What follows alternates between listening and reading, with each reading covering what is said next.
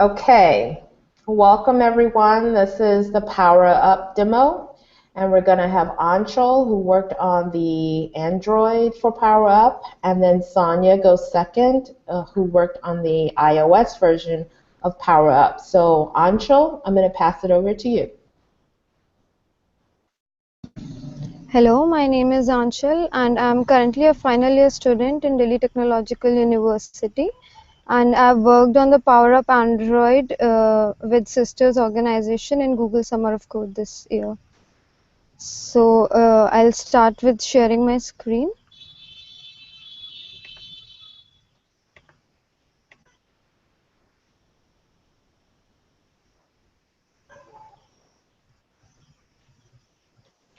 Okay, so let's start with the demo.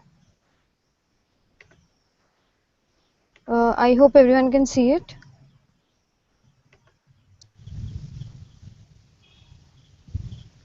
So this is the Powerup main screen. So from here you can start, and by clicking the new user, you can select a new user. You can choose between different variants of eyes and different variants of hair, and you can choose different variants of face and clothes. So suppose I have chosen this one, and if I go ahead and I press continue, so this is your final avatar. Now you can press continue. Now these are the various scenarios which you can enter. So suppose if I enter this scenario, so this is Marco and this is Rosie, and this is a conversation based game. So I can choose between the options.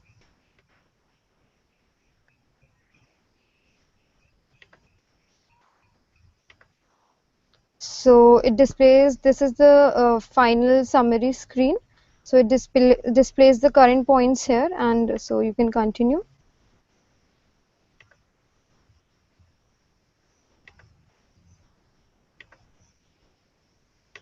So these are the various options. So now since the game is complete, so now you can head towards the store, and this displays the karma points with you currently.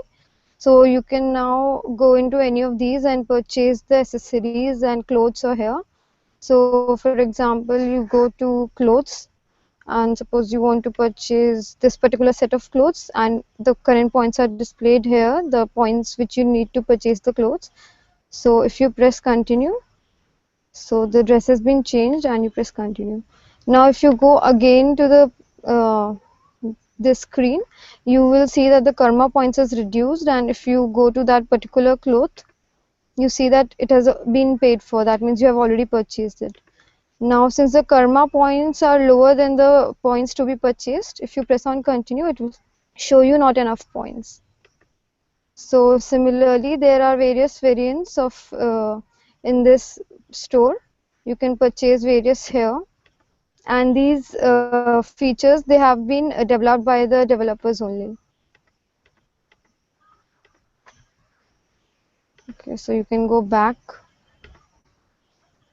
You can scroll through the various accessories and all these. But since the karma points is low, you won't be able to buy them. So this is it. This is the power up button, which if you press, you go to the start screen again. So this is currently the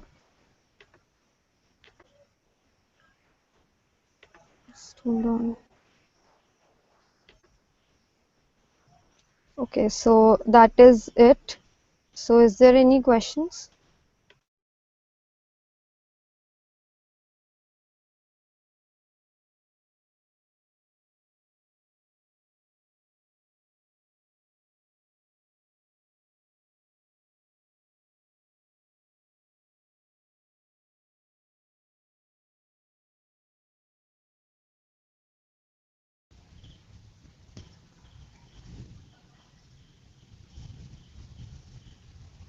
Hello? Hello, if the team would like to ask any questions to Achal about the project, me, please.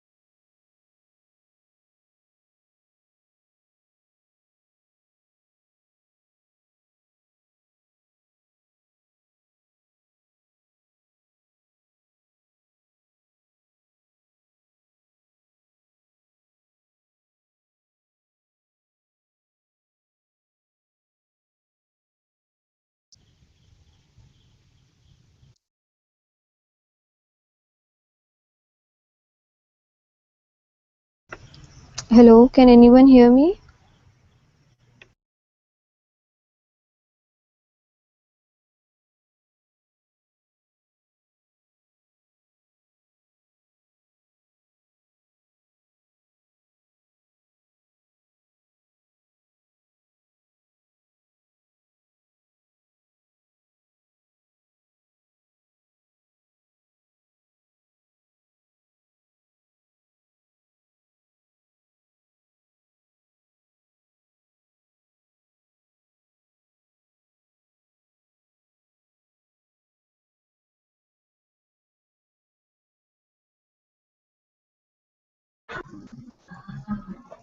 Hello, can you hear me?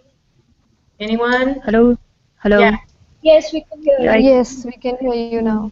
Okay, Great. perfect. Okay, so I just wanted to ask the question out loud so it stays in the broadcast. Um, yeah, how feasible would it be to have the character actually travel the map and go from stage to stage?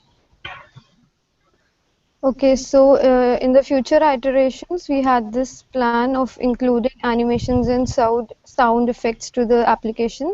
So I had given this idea that we can have the character move around in the map and we choose a particular scenario.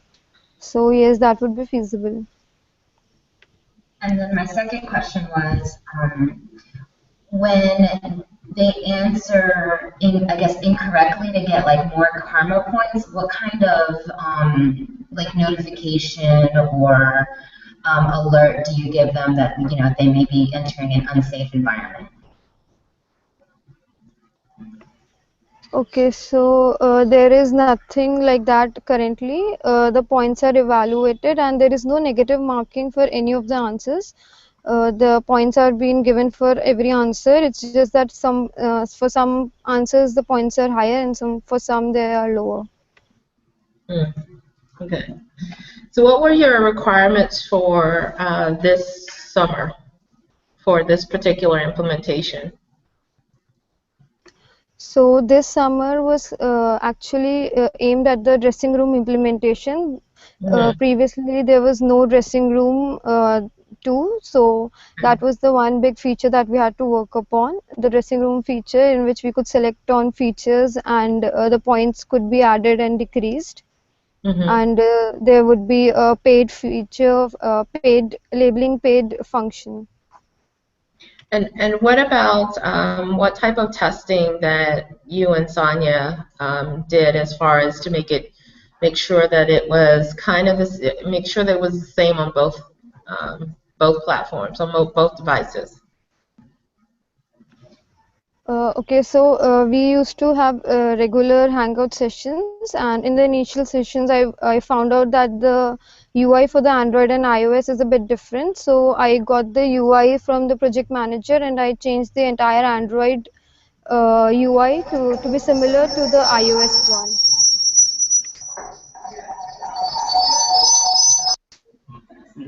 one. Okay. Okay. Thank you. And who was your mentor? My mentor was Chavi. Okay. Do you have any questions for her? I mean, how did you all work together? Was there weekly meetings and reviews? How did that go? With your either you or your mentor can respond. Hi, this is Chavi. Hi. So me and Achal had bi-weekly meetings of like 1 hour twice a week that discussed the current progress, and we discussed what we'd be doing for the next amount of time. And other than that, if any problem occurred, we we consulted each other over mails or hangouts. Okay, that's good. Anshul, did you find anything that was specifically very challenging for you? And then how did you overcome those challenges? So some of the challenging part in this was one was the changing of the UI screens since I didn't know that before. So I designed it on my own. So I had to change the screens. The coding part remained the same. I just had to change the XML files. Hmm. And the second was we had a second iteration for the database. The initial database, we had to change that to accommodate some more features like the points feature and the accessories feature. So me and Sanya, we discussed it over Google Doc, and we made new tables for the database. So that was one more challenging part, that I had to integrate that into the previous one. Okay, great. Great. And did you post a blog, or there's documentation about the work that you've done, and did you upload all that to GitHub? Yeah, I used to submit the code for GitHub weekly, whatever I used to do, and I used to get feedback from my mentor, and I used to resubmit the code if there was any errors. And I used to give weekly updates on the Systers wiki, and I've also written a blog on it, which was required to be written in the Systers blogger. Awesome. Awesome, awesome. Great work. Thank you, Anshul. Quick question. No, Okay. sorry, I have a quick question. If you were able to add a feature to this game, what would you think? What would you like to add? So we had thought up of adding some mini games also, but we couldn't accommodate that in this current timeline. So some mini games and animation and sound effects, if we add that, it would give more personalization to the app. Yeah. What kind of mini games? So I had specified that in my Powerup proposal also. Some mini games like short quizzes sort of, to help uh, the pre-adolescent girl understand about all these features. And I had also thought up of adding some card games, like if it is a fact or if it is a myth, you can write a statement and then judge if it is a fact or if it is a myth. So those sort of some mini games. Okay, thank you. That's pretty sweet. I like that approach. Okay, thank you, Anshul. And Sonia, are you ready to present your demo? Yes, I'm ready. Okay, go ahead.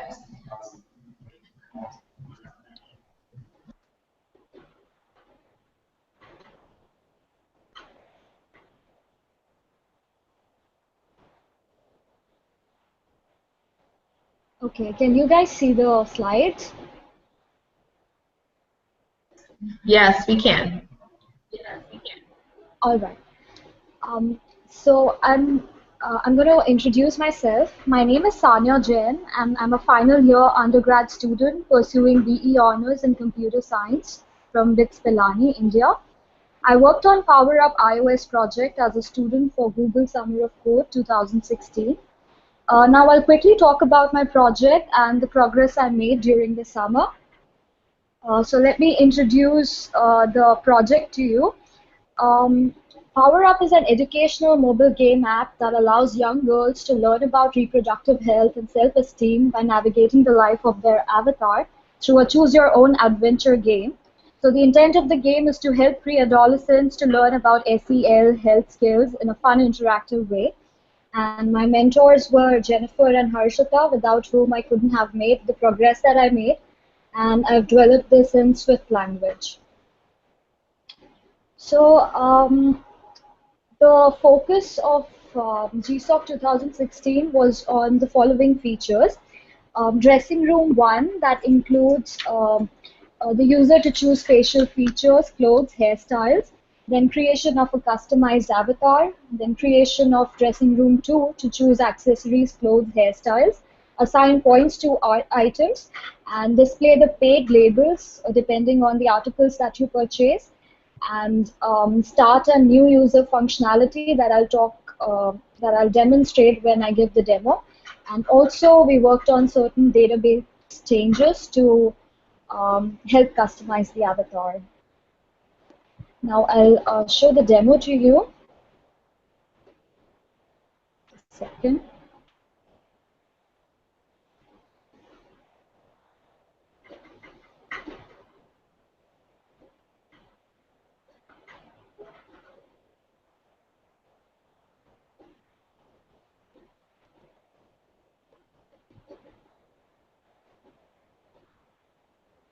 Okay. This is the start screen of Powerup. I'm going to hit new user here. And we come to dressing room 1 screen. Now here you can choose eyes, hair, face, clothes for our avatar here. So let me choose some clothes for this avatar.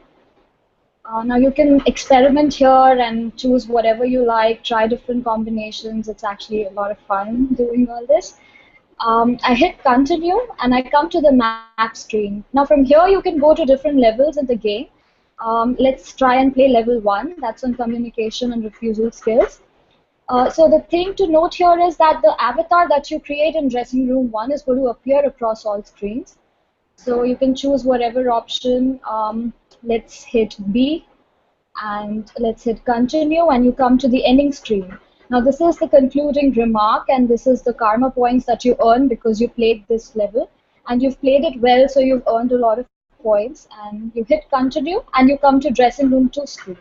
Now this is basically where you can choose accessories, clothes, hair, and you can buy whatever you like depending on the karma points that you have here.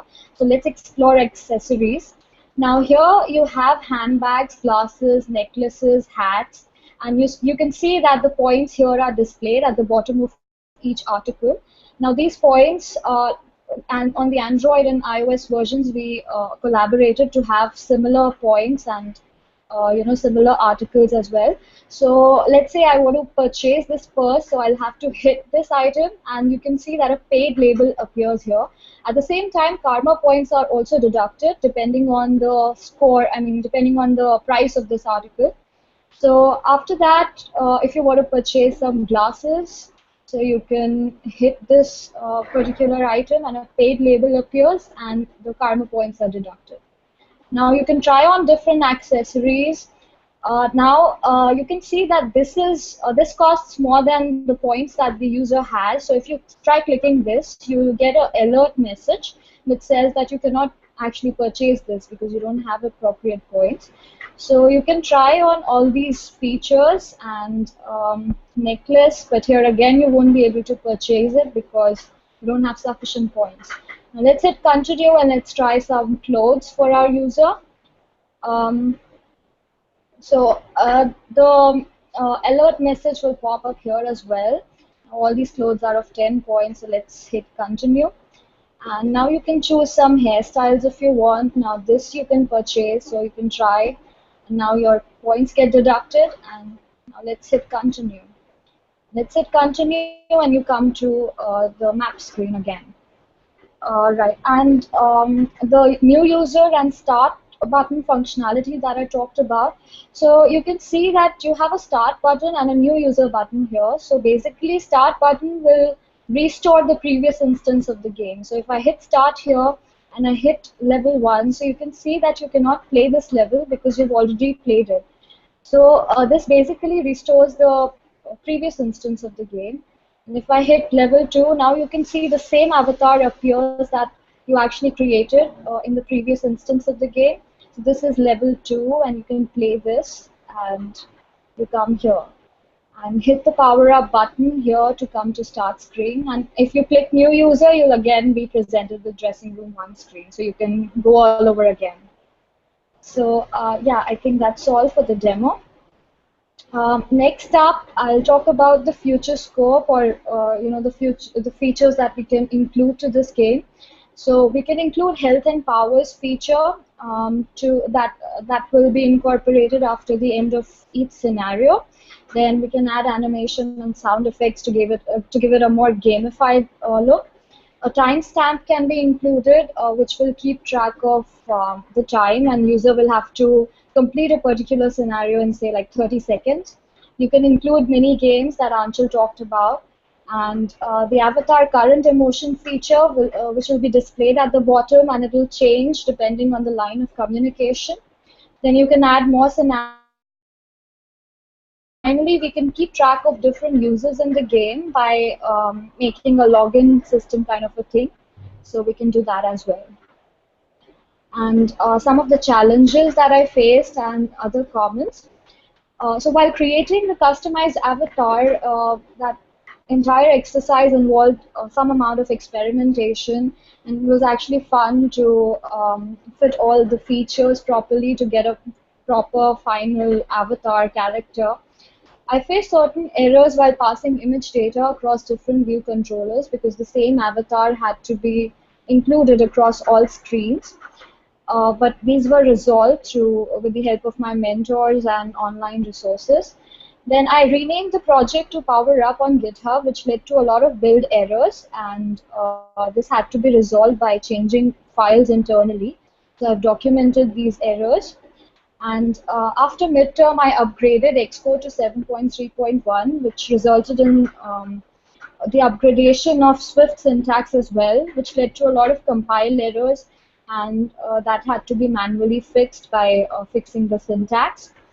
After that, we had to change database to incorporate points and features. So that also was a little tricky, and but that was resolved ultimately. Apart from that, I learned more about version control and a lot of other tricks. So that was also a learning aspect to GSoC 2016. Apart from that, we've created a document to that's meant for future users that will help users to upload clothing and accessories to the game. So even people from non-technical background can add their own accessories and hairstyles and stuff. So it will give them like a more better user experience, I think. So we did this according to Finda's instructions. Then a suggestion, or I think at this point in time, it would be good to include the user group team to test the app so that we as developers know what the users really want, and we can make changes accordingly. And finally, you can find my documentation on the Sisters profile as well as on GitHub repository. Well, that's all. Thank you very much. Again, I'd like to thank my mentors for their support, guidance, and for testing all the PRs and everything. And also a big thank you to the entire team.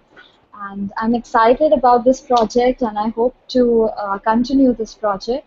And if you have any questions, let me know. Thank you. Wow, that's amazing. Thank you. May, you want to go first with your questions? Yes. So I have a question. Once an accessory is purchased, are you able to switch the colors? So it had paid on it, but I was wondering if you can still click the right and left arrows to switch the color of the accessory. I'm sorry, May, could you repeat? Your voice was breaking. Oh, sorry. Once you purchase the accessory, is the user able to freely change the colors? So once we purchase the accessories and the other clothing items, I mean, user will be able to change into them and through another screen, but user cannot like really change the colors. They can only choose from the existing, from the existing choice of accessories and other items. Okay, thank you.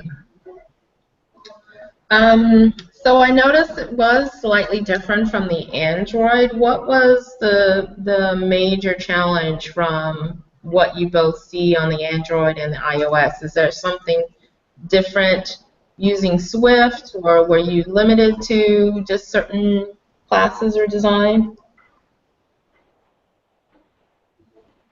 So I'm not very sure about the Android. I'm not so familiar with the Android platform, but I can say that Swift was easy to work with. Depending the mock-ups and the images that we got from the project manager, so it was fairly easy to like implement that in Swift. And apart from that, Anchal and I tried to collaborate, and like she said, she had to change the UI to a certain extent so that we could keep both the platforms very similar. So, but yeah, that's a challenge to have similar experience on both the platforms. And what about the upgrade? I think you mentioned that you upgraded with the latest release. Is that correct? Yes, I upgraded Swift to the latest release, so that's Swift. There were certain changes in the syntax of the language, So I had to change that a little bit. So that was a problem because that posed some problems during testing as well. Yeah. But yeah, now it's upgraded to the latest version. Okay. So was the work pretty involved, or was it just going through compiling it and testing it as you went through? The upgrade in Swift. Yeah, because I know sometimes when you have to upgrade to the latest version for your environment, sometimes it doesn't, there are some errors that come through or the behavior changes a little bit. So was it pretty involved or it was manageable? It was manageable. Like initially, I did not know what was happening because there were a lot of errors. There were like 100 errors, so I didn't know what to do, and I had just upgraded it. So, but then I researched online, so a lot of them were very repetitive. So if I solved one particular in one of the files, then it was easy to change in the other files. So initially, yes, I got really nervous because I didn't know what to do, but then it became all right. So it was manageable. I could do it within a week. Now that's good because that's a really great exercise. I know that particularly trying to keep up with versions, that's always a challenge. But that good exercise that you were able to identify that they were the same errors and it was easily to fix all of them. You had something else you wanted to? Yes. So I had another question about the game. You have powers on there like invisibility, strength. How does the user know what to do to increase those powers?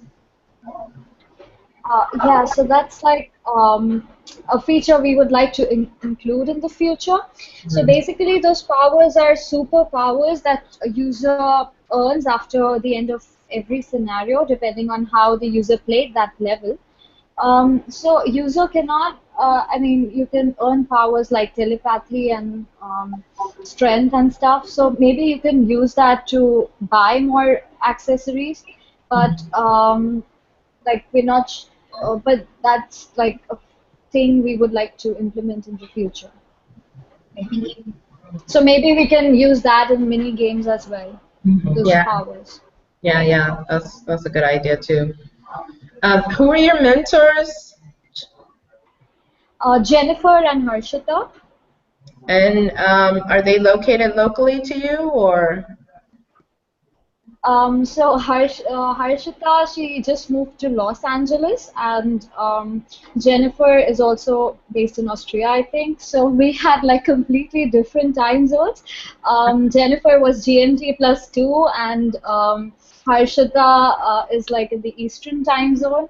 So that after midterm, it became a really difficult job to collaborate and to get together and discuss a few things. That was definitely a challenge because all of us were in different time zones. I'm in IST, so yeah. Yeah, that is very challenging, but it's so real world too, because there's a lot of folks on the West Coast in the U.S. that have to travel or connect with folks that are in Asia as well. How did you overcome the collaboration? Did you do most of that on GitHub, or did you at least meet on a Hangout? So we collaborated on Hangouts and Slack, and so generally how it would work was I would post my queries, and Jennifer would test the PRs, and then whenever my mentors would be available, they would try and get back at me. So that's how we managed. Yeah. Oh, good, good. And where most of the code reviews are those done on GitHub or any last minute questions on Slack? Did you all have like a continuous integration like with Travis? I'm Not sorry, really. Rose, could you repeat? So were most of the code reviews done on GitHub? Yes, on GitHub. And if we Okay. had to discuss a particular feature, we would do it on Slack also. Oh, good, good. And what about, did you all have Travis CI integrated with the repo? Um, No? uh, no. Okay, okay. All right. That's great. Thank you. And I know this is challenging. Having different time zone is incredibly challenging, but that's a good skill to have because it's where a lot of the tech industry is right now. So we appreciate that. And mentors, do you have any questions for Sonia, or you want to provide any comments? I don't really have any questions, but I'm just really proud of Sonia's work. She did really well, and I hope students actually collaborated a lot this year with this project. It's really nice to see. Wonderful. Thank you. Okay, well, thank you both, Sonia and Anshul, and thank you, mentors, for your support and guidance for the students. May, do you have anything last minute to say? Or? No, thank you so much. This has really improved a lot, even when the first time we actually did this particular project. So very well done, very well done. And thank you both. And hopefully you continue on the project because we certainly want you to.